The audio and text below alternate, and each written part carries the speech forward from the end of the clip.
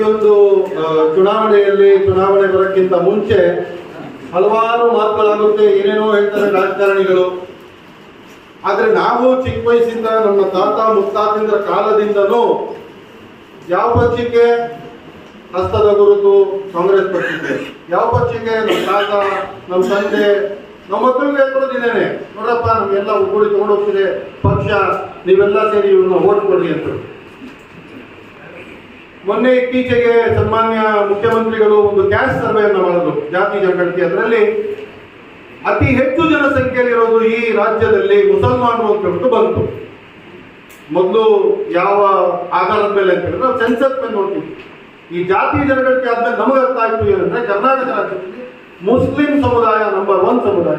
ನಮ್ಗೆ ಸೀಟ್ಗಳು ಎಷ್ಟು ಕೊಡೋದು ಇವರು 15, ಕಾಂಗ್ರೆಸ್ ಪಕ್ಷದಿಂದ 15 ಸೀಟ್ಗಳು ಬಂದ್ರು. ಅದ್ರಲ್ಲಿ 9 ಜನ ಜಯಶೀಲರಾಗಿ ಬಂದ್ರು. ಬೇರೆ ಇತರ ಸಮುದಾಯಗಳಿಗೆ 59. ಮೊನ್ನೆ ನಡೆದ ಚುನಾವಣೆಯಲ್ಲಿ ನೀವು ನೋಡಿರ್ಬೋದು, ಕಾಂಗ್ರೆಸ್ ಪಕ್ಷದ 5 ಗ್ಯಾರಂಟಿ. ಈ 5 ಗ್ಯಾರಂಟಿಗಳಿಂದ ಸರ್ಕಾರ ರಚಿಸಕ್ಕಾಗಿಲ್ಲ ಇವ್ರ ಕೈಯಲ್ಲಿ. ಈ 5 ಗ್ಯಾರಂಟಿಗಳಿಂದ ಇವರು ಇವತ್ತು ಈ ಸರ್ಕಾರವನ್ನ ರಚಿಸಿಲ್ಲ. ಕಾಂಗ್ರೆಸ್ ಇವತ್ತು ಸಂಪೂರ್ಣ ಬಹುಮತದಿಂದ ಸರ್ಕಾರ ರಚಿಸಿದೆ ಅಂತ ಹೇಳಿದ್ರೆ ನೀವು ಕಳೆದ 5 ಚುನಾವಣೆಯ ಫಲಿತಾಂಶಗಳನ್ನ ಎತ್ತಿ ನೋಡಿ. 2004ರಿಂದ 2008, 13ರಲ್ಲಿ ಕೆಜೆಪಿ ಬೇರೆ ಫಾರ್ಮ್ ಆಗಿತ್ತು. ಅದು ಕೆಜೆಪಿ ಮತ್ತೆ ಬಿಜೆಪಿ ಸೇರಿದ್ರೆ ಬಿಜೆಪಿಯ ವೋಟ್ ಶೇರ್ 38% ಹಾಗೆ ಇಂಟ್ಯಾಕ್ಟ್ ಇತ್ತು. 2018ರಲ್ಲಿ 38% ವೋಟ್ ಶೇರ್ ಬಿಜೆಪಿಗೆ. 2023ರಲ್ಲೂ ಕೂಡ ಅವರ ವೋಟ್ ಶೇರ್ 38% ಇದ್ದೇ ಇತ್ತು. ಆದರೆ ಈ 2023ರ ಚುನಾವಣೆಯಲ್ಲಿ ನಮ್ಮ ಈ ಹೈಕಮಾಂಡ್, ಕಾಂಗ್ರೆಸ್ ಅಲ್ಲಿ ಡೆಲ್ಲಿಯಲ್ಲಿ ಒಂದು ಹೈಕಮಾಂಡ್ ಇದೆ, ಈ ನಮ್ಮ ಹೈಕಮಾಂಡ್ ಮಸೀದಿಯ ಮೂಲಕ ಎಲ್ಲ ಮುಸಲ್ಮಾನರಲ್ಲಿ ಒಂದು ಮಾತನ್ನ ಹೇಳಿದ್ರು, ಈ ಸಲ ಪ್ರತಿಯೊಬ್ಬರು ಸೇರಿ ಒಗ್ಗೂಡಿ ನೀವೆಲ್ಲ ಕಾಂಗ್ರೆಸ್ ಪಕ್ಷಕ್ಕೆ ಮತ ನೀಡಬೇಕು. ಅಲ್ಲಿ ಕೆಲಸ ಮಾಡಿದ್ದು ಕೇವಲ ಕಾಂಗ್ರೆಸ್ ಪಕ್ಷದ ಕಾರ್ಯಕರ್ತರಲ್ಲ. ಈ 2023ರ ಚುನಾವಣೆಯಲ್ಲಿ ಮಸೀದಿಗಳಿಂದ ನಮ್ಮ ಏರಿಯಾದ ಹಿರಿಯರು ಪ್ರತಿಯೊಂದು ಮನೆಗೆ ಹೋಗಿ ವೋಟರ್ ಲಿಸ್ಟ್ ಚೆಕ್ ಮಾಡಿ ಈ ಮನೆಯವರು ಇಲ್ಲಿದ್ರಲ್ಲ ಎಲ್ಲೋದ್ರು ಅಂತ ಅವರನ್ನ ಕಂಡಿಡಿದು ವಾಪಸ್ ಕರೆಸಿ ವೋಟಿಂಗ್ ಮಾಡ್ತಿದ್ದಾರೆ. ಫಾರಿನ್ ಇಂದ ಬಂದು ಇಲ್ಲಿಗೆ ವೋಟ್ ಮಾಡಿದ್ದಾರೆ. ಬೇರೆ ಬೇರೆ ರಾಜ್ಯಗಳಲ್ಲಿ ಕೆಲಸ ಮಾಡಕ್ ಹೋಗಿರೋರ್ನೆಲ್ಲ ರೈಲು ಬಸ್ಸು ಟಿಕೆಟ್ಗೆ ಕಾಸನ್ನ ಕೊಟ್ಟು ಕರೆಸಿ ಈ ಸಲ ನಾವು 92% ಮುಸ್ಲಿಂ ಸಮುದಾಯ ಮಾಡಿರುವ ವೋಟ್ಗಳಿಂದ ಮತ್ತು ಬೇರೆ ಇತರ ಪಕ್ಷಗಳಿಗೆ ಇವಾಗ JDS ಎವ್ರಿ ಎಲೆಕ್ಷನ್ 20% ಅವರ ವೋಟ್ ಶೇರ್ ಇತ್ತು. ಆದ್ರೆ 23ರ ಚುನಾವಣೆಯಲ್ಲಿ ಅವರ ವೋಟ್ ಶೇರ್ 13 ಬಂದಿತ್ತು. ಆ 7% ಮುಸಲ್ಮಾನರು ಆ ಕಡೆ ಈ ಕಡೆ ವೋಟ್ ಮಾಡ್ತಿದ್ರಲ್ಲ, SDP-ಗೂ ವೋಟ್ ಶೇರ್ ಕಡಿಮೆ ಆಯಿತು. 2023ರ ಚುನಾವಣೆಯಲ್ಲಿ ನಾವು ಎಲ್ಲರೂ ಒಗ್ಗೂಡಿ ಕಾಂಗ್ರೆಸ್ ಪಕ್ಷಕ್ಕೆ ಮತ ನೀಡಿ ಕಾಂಗ್ರೆಸ್ ಪಕ್ಷಕ್ಕೆ ಇವತ್ತು ಸಂಪೂರ್ಣ ಬಹುಮತದಿಂದ ಗೆಲ್ಲಿಸುವ ಒಂದು ಕ್ರೆಡಿಟ್ ಕೊಡಬೇಕು ಅಂದ್ರೆ ಅದು ಮುಸ್ಲಿಂ ಸಮುದಾಯಕ್ಕೆ ಮಾತ್ರ ಕೊಡಬೇಕು ಅಂತ ಹೇಳಕ್ ಇಷ್ಟಪಡ್ತೀನಿ. ಒಂದಾಯ್ತು. ನಂತರ ನಾವು ನಮ್ಮ ಮಾತನ್ನ ಇಟ್ಕೊಂಡವಲ್ಲ, ನುಡಿದಂತೆ ನಡೆದಿದ್ದೇವೆ ಅಂತ ಹೇಳುವ ಕಾಂಗ್ರೆಸ್ ಪಕ್ಷ ಮುಸಲ್ಮಾನರ ಜೊತೆ ಎಲ್ಲಿ ನಡೆದಿದೆ? ಹಿಜಾಬ್ ಎಷ್ಟು ಕೋಲಾಹಲವನ್ನ ಸೃಷ್ಟಿಪಡಿಸ್ತು ನಮ್ಮ ರಾಜ್ಯದಲ್ಲಿ. ಹಿಜಾಬ್ ಆಗ್ಲಿ, ಹಲಾಲ್ ಆಗ್ಲಿ, ಜಡ್ಡ ಕಟ್ಟು, ಅದು ಇದು ಪ್ರತಿಯೊಂದಿನ ಒಂದೊಂದು ಏನೇನೋ ಒಂದು ಸಮಸ್ಯೆ ನೆತ್ಕೋಬಾರ್ದು. ಆ ಎಲ್ಲಾ ಸಮಸ್ಯೆಗಳಿಗೆ ನಾವು ತಾಳ್ಮೆಯಿಂದ ಮುಂದುವರೆದ್ವಿ. ನಮಗೊಂದು ಭರವಸೆ ಕೊಡಲಾಯಿತು, ಬ್ಯಾಕ್ ಡೋರ್ ಮೀಟಿಂಗ್ಸ್ ಅನ್ನು ಭರವಸೆ ಕೊಡಲಾಯಿತು. ಬಹಿರಂಗವಾಗಿ ಇದು ಚುನಾವಣಾ ಪ್ರಚಾರಗಳಲ್ಲಿ ನಾವು ಭಜನೆಗಳನ್ನೇ ಬ್ಯಾನ್ ಮಾಡಿಬಿಡ್ತೀವಿ ಅಂತ ಹೇಳಿದ್ರು. ಅದು ಏನೂ ಆಗಿಲ್ಲ. ನಮಗೆ ಹಿಜಾಬ್ ಅನ್ನು ವಾಪಸ್ ಕೊಡ್ತೀವಿ ಅಂತ ಹೇಳಿದ್ರು. ಸುಪ್ರೀಂ ಕೋರ್ಟ್ ಅಲ್ಲಿ ಕೇಸ್ ಹಂಗೆ ನೇತಾಡ್ತಿದೆ, ಅದ್ರ ಬಗ್ಗೆ ಏನೂ ಮಾಡಿಲ್ಲ. 4% ರಿಸರ್ವೇಶನ್ ಮುಸಲ್ಮಾನರಿಗೆ ಸಿಕ್ತದ್ದು, ಅದ್ರ ಮೇಲೆ ಸ್ಟೇ ಇದೆ, ಅದನ್ನ ವೇಕೇಟ್ ಮಾಡುತ್ತಿಲ್ಲ. ಗೋ ಹತ್ಯೆ ನಿಷೇಧದಲ್ಲಿ 58 ಲಕ್ಷ ರೈತರು ಈ ರಾಜ್ಯದಲ್ಲಿ ನರಳುತ್ತಿದ್ದಾರೆ. 13 ವರ್ಷ ಆಯ್ತು ಒಂದು ಪ್ರಾಣಿಗೆ ಅಂದ್ರೆ ಅದನ್ನ ಮನೆಯಲ್ಲಿ ಇಟ್ಕೊಂಡು ಸಾಕುವ ಒಂದು ಇದು ಅವರ ಹತ್ರ ಇಲ್ಲ. ಅಟ್ಲೀಸ್ಟ್ 13 ವರ್ಷದ ಅಧಿಕ ವಯಸ್ಸಿನ ಪ್ರಾಣಿಗಳನ್ನ ನೀವು ವಧೆ ಮಾಡಬಹುದು ಅಂತ ಒಂದು ಅವಕಾಶ ಕೊಡ್ತದೆ ಕಾಂಗ್ರೆಸ್ ಅಂತ ಒಂದು ಭರವಸೆ ಇತ್ತು. ಅದು ನಮಗೇನು ಮಾಡಿಕೊಡ್ಲಿಲ್ಲ. ಮುಂದಕ್ಕೆ ರಿಲಿಜಿಯಸ್ ಕನ್ವರ್ಷನ್ ಬಿಲ್ಲು ಅದು ಇದು ಎಷ್ಟೊಂದು ಭರವಸೆಗಳನ್ನ ಕೊಟ್ಟಲ್ಲ, ಅದರಲ್ಲಿ ಒಂದು ಕೂಡ ಇದುವರೆಗೂ ಈಡೇರಿಸಿಲ್ಲ. 10,000 ಕೋಟಿ ಕೊಡ್ತೀವಿ ನಾವು ಮುಸಲ್ಮಾನರಿಗೆ ಬಡ್ಜೆಟ್ ಅಂತ ಹೇಳಿದ್ರು, ಅದು ನಮಗೆ ಕೊಡ್ಲಿಲ್ಲ. ಇವತ್ತು ಈ ಎಲ್ಲ ಒಂದು ಮುಸಲ್ಮಾನರನ್ನ ಒಗ್ಗೂಡಿಸಲಿಕ್ಕೆ 2023ರಲ್ಲಿ ಎಲ್ಲಾ ನಾಯಕರು ಕಷ್ಟಪಟ್ಟು, ನಾನು ಯಾರು ಅವರು ಇವರು ಅಂತ ಸ್ಪಷ್ಟವಾಗಿ ಹೇಳಕ್ಕೆ ಇಷ್ಟಪಡಲ್ಲ. ಆದ್ರೆ ಬಿಜೆಪಿ ಜಮೀರ್ ಅಹಮದ್ ಖಾನ್ ಅವರು ಇದರ ನೇತೃತ್ವ ಅನ್ನ ವಹಿಸಿ ಅವರು ಈ ಉಲಮಾಗಳನ್ನ ಹೋಗಿ ಭೇಟಿ ಮಾಡಿ ಕ್ಲೋಸ್ ಡೋರ್ ಮೀಟಿಂಗ್ ಗಳನ್ನ ಮಾಡಿ ದಯವಿಟ್ಟು ಈ ಸಲ ನಮ್ಮ ಪಕ್ಷಕ್ಕೆ ಒಂದು ಅವಕಾಶ ಮಾಡಿಕೊಡಿ ಅಂತ ಇದರ ಹಿಂದೆ ಮಾಡಿದ ಆರ್ಕಿಟೆಕ್ಟ್ ಯಾರು ಅಂತ ಹೇಳಿದ್ರೆ ನಸೀರ್ ಅಹಮದ್ ಸಾಹೇಬ್ರು. ಅವರು ಮುಂದೆ ಬರಲ್ಲ, ಅವ್ರು ಯಾವತ್ತಿಗೂ background behind the scenes there. ಅವರು ಪ್ರತಿಯೊಂದು ಮುಸಲ್ಮಾನರ ಸಮಸ್ಯೆ ಏನೇ ಬರಲಿ ಎಲ್ಲದರಲ್ಲೂ ನಮಗೆ ಸಹಕಾರ ನೀಡಿರೋರು.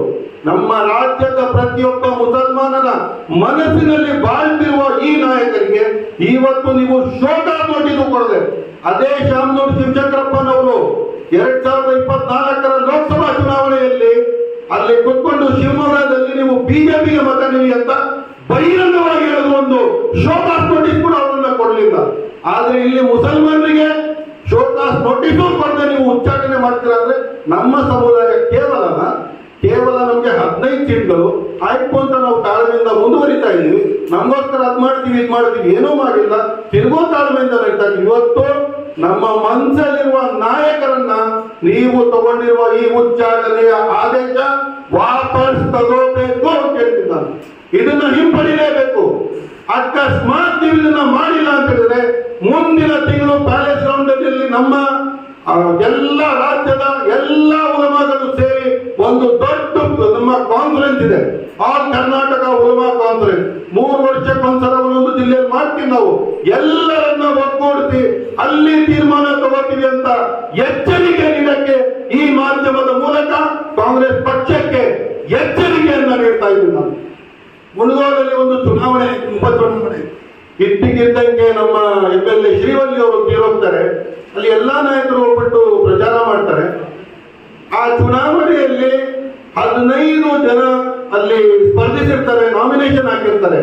ಇದೇ ಸನ್ಮಾನ್ಯ ಬಿಜೆಪಿ ಜಮೀರ್ ಅಹಮದ್ ಖಾನ್ ಅವರು ಕುಂದಗೋಳಕ್ಕೆ ಹೋಗಿ ಅಲ್ಲಿ ಕುಸುಮಾ ಶಿವಲ್ಲಿ ಅವರು ಒಂದು ಕ್ಯಾಂಡಿಡೇಟ್ ಆಗಿರ್ತಾರೆ. 15 ಜನರನ್ನ ಬಸ್ಸಲ್ಲಿ ಕೂರಿಸ್ಕೊಂಡು ನಾಮಿನೇಷನ್ ಪತ್ರವನ್ನ ವಾಪಸ್ ತಗೋಬೇಕು ಅಂತ ಎಲ್ಲರ ನಾಮಿನೇಷನ್ ವಾಪಸ್ ತಗೋತಾರೆ. ಕೇವಲ 2,000 ಮತಗಳಿಂದ ಕುಸುಮಾ ಶಿವಲ್ಲಿ ಅವರು ಆ ಎಲೆಕ್ಷನ್ ಅನ್ನ ಗೆಲ್ತಾರೆ. ಇದೆಲ್ಲ ನಿಮಗೆ ಕಾಣಿಸ್ತಾ ಇಲ್ವಾ? ಜಮೀರ್ ಅವರು ಏನೇನ್ ಮಾಡಿದ್ದಾರೆ, ನಸೀರ್ ಅವರು ಏನೇನ್ ಮಾಡಿದ್ದಾರೆ, ಜಬ್ಬಾರ್ ಅವರು ಏನೇನ್ ಕೊಡುಗೆ ಕೊಟ್ಟಿದ್ದಾರೆ ಎಲ್ಲ ನಿಮ್ಗೆ ಗೊತ್ತಿಲ್ವಾ? ಇವತ್ತು ಹೇಳ್ದೆ ಕೇಳಿದ್ರೆ ನೀವು ಡೈರೆಕ್ಟ್ ಆಗಿ ಉಚ್ಚಾಟನೆ ಮಾಡ್ಬಿಡ್ತೀರಾ ಅಂದ್ರೆ ನಾವು ಸುಮ್ಮನೆ ಕೂತಿರ್ಬೇಕಾ? ಇದು ಕೇವಲ ಸುದ್ದಿಗೋಷ್ಠಿ ಅಷ್ಟೇ. ಈ 2 ನಾಯಕರನ್ನ ಹಿಂಪಡಿಬೇಕು, ಅವ್ರ ಮೇಲೆ ಆದೇಶ ಆಗಿರೋದನ್ನ. ಮುಂದೆ ಯಾವ್ದಾದ್ರು ಒಂದು ನಾಯಕನ ಮೇಲೆ ಏನಾದ್ರೂ ಆಕ್ಷನ್ ಆದ್ರೆ ನಾವು ರೋಡ್ ಹಿಡಿತೀವಿ, ಪ್ರತಿಭಟನೆ ಮಾಡ್ತೀವಿ. ಮುಂದೆ ಕಾಂಗ್ರೆಸ್ ಪಕ್ಷಕ್ಕೆ ಟ್ರಿಪಲ್ ತಲಾಕ್ ಅನ್ನ ಕೊಡ್ತೀವಿ. ತಲಾಕ್ ತಲಾಕ್ ತಲಾಕ್ ಇದು ಬಹಿರಂಗವಾಗಿ ಹೇಳ್ತಾ ಇದ್ವಿ, ಕೇವಲ ಮಾತಲ್ಲ, ಇದನ್ನ ಮಾಡಿ ತೋರಿಸ್ತೀವಿ.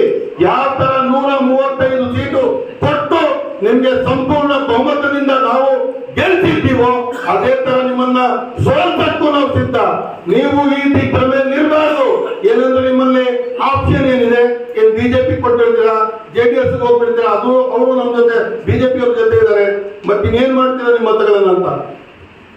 ಡೆಲ್ಲಿಯಲ್ಲಿ ಅಣ್ಣಾ ಹಜಾರೆ ಅವರ ಮೂವ್ಮೆಂಟ್ ನಡೆದು ಒಂದು ಹೊಸ ಪಕ್ಷ ಕಟ್ಟಿ ಅರವಿಂದ್ ಕೇಜ್ರಿವಾಲ್ ಚೀಫ್ ಮಿನಿಸ್ಟರ್ ಆಗಕ್ಕೆ ಕೇವಲ 9 ತಿಂಗಳಾಗಿತ್ತು. ನಮ್ಮ ಕೈಯಲ್ಲಿ 2 ವರ್ಷ ಇದೆ ಅಂತ ಹೇಳಕ್ ಇಷ್ಟಪಡ್ತೀನಿ. ಇನ್ನ ಅತಿ ಹೆಚ್ಚು ಮಾತುಗಳಿವೆ. S ಮಲ್ಲಿಕಾರ್ಜುನ್ ಅವರು ಹೇಳಿದ್ರು, ಒಂದು ಚಾ ಕುಡಿದ್ರೆ ಅದರ ಋಣ ಇಟ್ಕೋಬೇಕು ಅಂತ ಹೇಳ್ಬಿಟ್ಟು. ಮಲ್ಲಿಕಾರ್ಜುನ್ ಅವರೇ, ಶಾಸಕರೇ, ಸಚಿವರೇ, ನಿಮ್ಮಲ್ಲಿ ನಾನು ಒಂದು ಮಾತನ್ನ ಕೇಳ್ತೀನಿ. 45 ವರ್ಷಗಳಿಂದ ನಿಮ್ಮ ಕುಟುಂಬಕ್ಕೆ 45 ವರ್ಷಗಳಿಂದ ಇದೇ ಮುಸ್ಲಿಂ ಸಮುದಾಯ ಒಂದ್ ಸೈಡ್ ವೋಟಿಂಗ್ ಮಾಡಿ ನಿಮ್ಮನ್ನ ಗೆಲ್ಸುತ್ತಲ್ಲ, ಅದರ ಋಣನ ತೀರ್ಸಿ ನಿಮ್ಮ ಮಗನ ನಿಲ್ಬಿಟ್ಟು ತಂದೆಯವರು MLA ಆಗಿದ್ದಾರೆ, ತಾವು ಸಚಿವರಾಗಿದ್ದೀರಿ, ತಮ್ಮ ಮನೆಯವರು ಸಂಸದರಾಗಿದ್ದಾರೆ. ಸಾಲ ನಿಮ್ ಕುಟುಂಬಕ್ಕೆ ಸಮರ್ಥನ ತಗೊಬಂದು ನೀವು ನಿಲ್ಲಬೇಕಾಗಿತ್ತ? ಈ ಸಲ ನೀವು ದೊಡ್ಡ ಮನ್ಸು ಮಾಡಿ ನಡೀರಿ, ಒಂದು ಅಲ್ಪಸಂಖ್ಯಾತರಿಗೆ ಒಂದು ಸೀಟ್ ಕೊಡೋಣ ಅಂತ ನೀವ್ ಹೇಳಕ್ಕಾಗಿಲ್ವಾ? ಅದೇ ಸಮರ್ಥ ಈ ಎಲೆಕ್ಷನ್ ಕ್ಯಾಂಡಿಡೇಟ್ ಇವತ್ತು ಪಾರ್ಟಿಯಲ್ಲಿ ಡಿಸಿಪ್ಲಿನ್ ಹೈಕಮಾಂಡ್. ಯಾಕೆ ಹೈಕಮಾಂಡ್ ಇವ್ರ ಮೇಲೆ ಆಕ್ಷನ್ ತಗೊಳಲ್ವಾ? ನಾಮಿನೇಷನ್ ಹೋಗ್ಬಿಟ್ಟು ಇವ್ರು 2 ದಿನ ಮುಂಚೆ ಅಲ್ಲಿ ಹೋಗ್ಬಿಟ್ಟು ನಾಮಿನೇಷನ್ ಸಲ್ಲಿಸ್ತಾರಲ್ಲ, ಅದು ಆಂಟಿ ಪಾರ್ಟಿ ಆಕ್ಟಿವಿಟಿ ಆಗಲ್ವಾ? ಈ ತರ ಎಷ್ಟಂತ ಹೇಳಿ ನಾನು ನಾಯಕರು ನಿಂತ್ಕೊಂಡು ಅಸೆಂಬ್ಲಿಯಲ್ಲಿ ಏನೇನು ಹಾಡಾಡಿದ್ರು, ತಿರ್ಗಾ ನೋಡಿದ್ರೆ ಬ್ರದರ್ಸ್ ಅಂತಾರೆ. ಈ ಡಬಲ್ ಸ್ಟ್ಯಾಂಡರ್ಡ್ ನೋಡ್ಕೊಂಡು ನಾವು ಸುಮ್ಮನಾಗಿಲ್ವಾ? ಇದೆಲ್ಲ ಇವತ್ತು ಒಂದು ಮಿತಿ ಮೀರಿದೆ ಅಂತ ಹೇಳ್ಬಿಟ್ಟು ಈ ರಾಜ್ಯದಿಂದ ಎಲ್ಲ ನಮ್ಮ ಧರ್ಮಗುರುಗಳನ್ನ ಕರೆಸಿ ಇಲ್ಲಿ ಸ್ಟೇಜ್ ಮೇಲೆ ಕೂತ್ಕೊಳ್ಳೋಕೆ ಇಷ್ಟೇ ಅವಕಾಶ. ಕ್ಯಾಮ್ರಾ ಹಿಂದೆ ಪ್ಯಾನ್ ಮಾಡಿ ನೋಡಿ, 200 ಜನ ಪ್ರತಿಯೊಂದು ಜಿಲ್ಲೆ, ಬಾಗಲಕೋಟೆಯಿಂದ, ದಾವಣಗೆರೆಯಿಂದ, ಬೆಳಗಾವಿಯಿಂದ, ಹುಬ್ಬಳ್ಳಿಯಿಂದ, ಮಂಗಳೂರಿಂದ, ಹುಣಸೂರು, ಮೈಸೂರು, ಮಂಡ್ಯ, ಚಾಮರಾಜನಗರ ಎಲ್ಲಾ ಜಿಲ್ಲೆಗಳಿಂದ ಇವತ್ತು ಇಲ್ಲಿ ಒಂದು ಈ ನಮ್ಮ ಸುದ್ದಿಗೋಷ್ಠಿಯಲ್ಲಿ ಪಾಲ್ಗೊಳ್ಳಲಿಕ್ಕೆ ಎಲ್ಲರೂ ಬಂದಿದ್ದಾರೆ. ಇದು ಕೇವಲ ಒಂದು ಟ್ರೈಲರ್, ಮುಂದೆ ಚಲನಚಿತ್ರ ಬಾಕಿ ಇರುತ್ತೆ.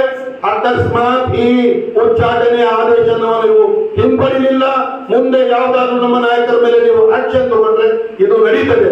ಕೆಪಿಸಿಸಿ ಆಫೀಸ್ ಒಳಗಡೆಯಿಂದ ಮೈನಾರಿಟಿ ಮೀಟಿಂಗ್ ಅಂತ ನಡೀತದೆ. ಮೈನಾರಿಟಿ ಮಿನಿಸ್ಟರ್ಗೆ ಗೊತ್ತಾದ್ರು, ಮೈನಾರಿಟಿ ಮಿನಿಸ್ಟರ್ ವಿರುದ್ಧ ಮೈನಾರಿಟಿ ಮೀಟಿಂಗ್ ಕೆಪಿಸಿಸಿ ಆಫೀಸ್ ಅಲ್ಲಿ ಮಾಡ್ತಿದ್ದೀರಾ. ಅದು ಯಾರ ಕುಮ್ಮಕ್ಕೋಸ್ಕರ ಮಾಡ್ತಿದ್ದೀರಾ? ಅದೇನಿದೆಯೋ ನಿಮ್ದು ಒಳ ಜಗಳ, ಅದನ್ನ ಒಳಗಡೆ ಇಟ್ಕೊಂಡು ನೀವು ಮುಸ್ಲಿಂ ಸಮುದಾಯವನ್ನ ಟಾರ್ಗೆಟ್ ಮಾಡಿ ನಮ್ಮ ಸಮುದಾಯದ ಒಗ್ಗಟ್ಟನ್ನ ಒಡೆಯೋ ಪ್ರಯತ್ನ ದಯವಿಟ್ಟು ಪಡೆದರಿ ಅಂತ ಹೇಳುತ್ತಾ, ಇನ್ನ ಎಷ್ಟೋ ಮಾತುಗಳಿದೆ. ಆದ್ರೆ ಈ ಸುದ್ದಿಗೋಷ್ಠಿಯಲ್ಲಿ ಮಾತನ್ನ ಹೇಳಿದ್ದೀನಿ, ಪ್ರಶ್ನೆ ಇರೋದಕ್ಕೆ ಕೇಳಿ.